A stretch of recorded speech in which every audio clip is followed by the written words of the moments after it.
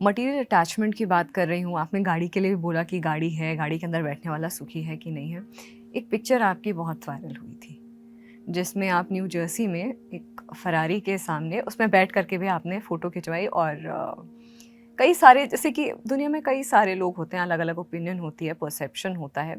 तो मटीरियलिज़्म की उस वक़्त बात हुई कि एक प्रीचर होकर के या एक इस तरह से मटीरियल सुख प्राप्ति करना या गलत है? नहीं, मैंने तो देखो बड़े स्पष्टता से कहा कि हमारे पास मटेरियल चीज़ें कौन-सी नहीं है। ऑफ़ कोर्स होती है, हमको भगवान ने आई थिंक सबको जो भी मिला है, पर हम थोड़ा ज़्यादा समझते हैं कि हम भगवान का काम कर रहे हैं, इसलिए भगवान हमें अपनी कृपा से दे रहा है, तो हम उस चीज़ को स्वीकार करते हैं। ऑफ़ कोर्स वो गाड़ी मेरी नहीं थी, मैंने वो खरीदी नहीं थी, पर लोगों ने उसको बहुत हल्ला मचाया कि गाड़ी खरीद ली, गाड़ी खरीद ली। हम भी गाड़ी में ही चलते हैं, हम कोई बैलगाड़ी में नहीं चलते। हमारा जीवन ऐसा है कि हम, जैसा आपने बताया, विदेशों में जाके कथा भी करते हैं, अच्छी-अच्छी गाड़ियों में बैठते हैं, और कभी ऐसा भी समय आता है कि हम एक छोटे से गाँव में जा कर के, छोटे से लोगों के घरों में जा कर के भगवान की कथा करते हैं। तो अगर आप उस चीज़ को देख रहे हो, तो आप इस चीज़ को भी देखिए कि हम वहाँ भी रह सकते हैं। हमको भगवान ने अगर महलों में रखा है, तो हम झोंपड़ी में भी रह सकते हैं। ऐसा नहीं कि वहाँ हमारा जीवन नहीं है।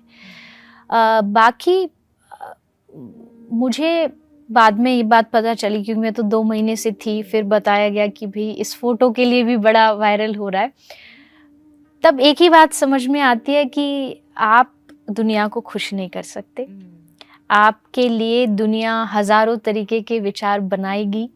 आप जो नहीं करोगे वो कहानी भी बना दी जाएगी, और आप, अच्छा है कि उस चीज़ को बहुत ज़्यादा अहमियत मत दो।